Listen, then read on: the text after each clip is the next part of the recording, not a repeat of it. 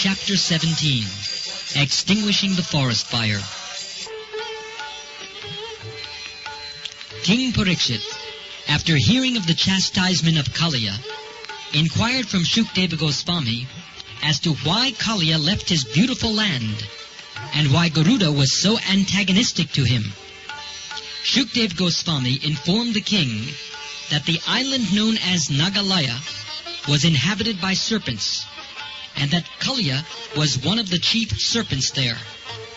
Being accustomed to eating snakes, Garuda used to come to this island and kill many serpents at his will. Some of them he actually ate, but some were unnecessarily killed. The reptile community became so disturbed that their leader, Vasuki, appealed to Lord Brahma for protection. Lord Brahma made an arrangement by which Garuda would not create a disturbance. On each half-moon day, the reptile community would offer a serpent to Garuda. The serpent was to be kept underneath a tree as a sacrificial offering to Garuda. Garuda was satisfied with this offering, and therefore he did not disturb any of the serpents. But gradually, Kaliya took advantage of this situation. He was unnecessarily puffed up by the volume of his accumulated poison, as well as by his material power, and he thought, "Why should Garuda be offered this sacrifice?" He then ceased offering any sacrifice. Instead, he himself ate the offering intended for Garuda. When Garuda, the great devotee carrier of Vishnu, understood that Kaliya was eating the offered sacrifices, he became very angry and quickly rushed to the island to kill the offensive serpent. Kaliya tried to fight Garuda and faced him with his many hoods and poisonous sharp teeth. Kaliya attempted to bite him, and Garuda, the son of Taksha, in great anger and with the great force deserving the carrier of Lord Vishnu, struck the body of Kaliya with his effulgent golden wings. Kaliya, who is also known as Kadrusut, son of Kadru, immediately fled to the lake known as Kaliyadaha, underneath the Yamuna river, which Garuda could not approach. Kaliya took shelter within the water of the Yamuna for the following reason. Just as Garuda went to the island of Kaliya's snake, he also used to go to the Yamuna to catch fish to eat. There was, however, a great yogi known as Saubhari Muni, who used to meditate within the water there, and who was sympathetic with the fish. He asked Garuda not to come there and disturb the fish. Although Garuda was not under anyone's order, being the carrier of Lord Vishnu, he did not disobey the order of the great yogi. Instead of staying and eating many fish, he carried off one big fish who was their leader. Saubhari Muni was sorry that one of the leaders of the fish was taken away by Garuda, and thinking of their protection, he cursed Garuda in the following words: "Henceforward from this day, if Garuda comes here to catch fish, then, I say this with all my strength, he will be immediately killed."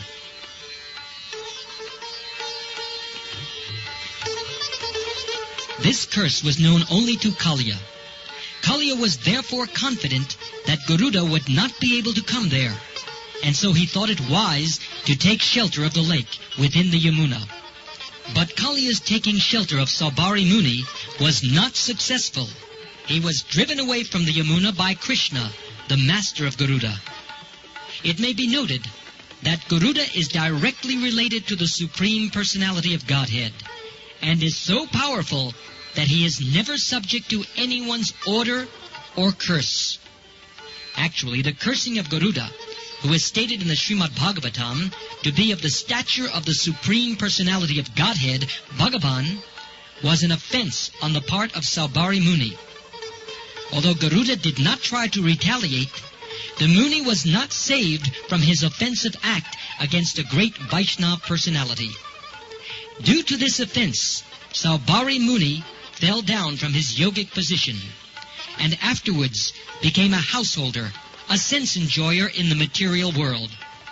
The fall down of Saubhari Muni, who was supposed to be absorbed in spiritual bliss by meditation, is an instruction to the offender of Vaishnavas. When Krishna finally came out of Kaliya lake, he was seen by all his friends and relatives on the bank of the Yamuna. He appeared before them nicely decorated, smeared all over with chandan pulp, bedecked with valuable jewels and stones, and almost completely covered with gold. The inhabitants of Vrindavan, cowherd boys and men, Mother Yashoda, Maharaj Nanda, and all the cows and calves, saw Krishna coming from the Yamuna, and it was though they had recovered their very life. When a person regains his life, naturally he becomes absorbed in pleasure and joyfulness. They each in turn pressed Krishna to their chests, and thus they felt a great relief. Mother Yashoda, Rohini, Maharaj Nanda, and the cowherd men became so happy that they embraced Krishna and thought they had achieved their ultimate goal of life.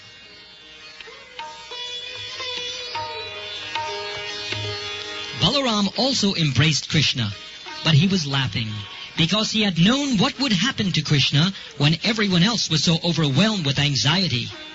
All the trees on the banks of the Yamuna, all the cows, bulls, and calves were full of pleasure because of Krishna's appearance there. The Brahmin inhabitants of Vrindavan, along with their wives, immediately came to congratulate Krishna and his family members. Brahmins are considered to be the spiritual masters of society. They offered their blessings to Krishna and the family on account of Krishna's release. They also asked Maharaj Nanda to give them some charity on that occasion. Being so pleased by Krishna's return, Maharaj Nanda began to give many cows and much gold in charity to the Brahmins. While Nanda Maharaj was thus engaged, Mother Yashoda simply embraced Krishna and made him sit on her lap while she shed tears continually.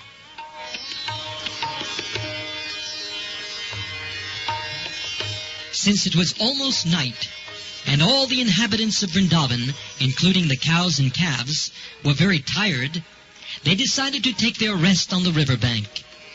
In the middle of the night, while they were taking rest, there was suddenly a great forest fire, and it quickly appeared that the fire would soon devour all the inhabitants of Vrindavan.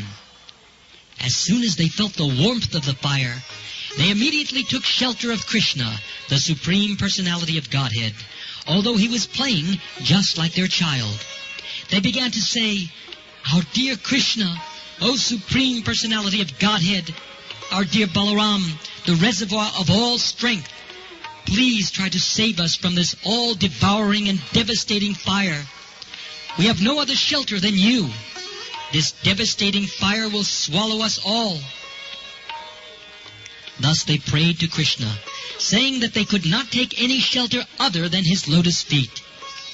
Lord Krishna, being compassionate upon his own townspeople, immediately swallowed up the whole forest fire and saved them. This was not impossible for Krishna because he is unlimited. He has unlimited power to do anything he desires. Thus ends the Bhaktivedanta purport of the 17th chapter of Krishna, Extinguishing the Forest Fire.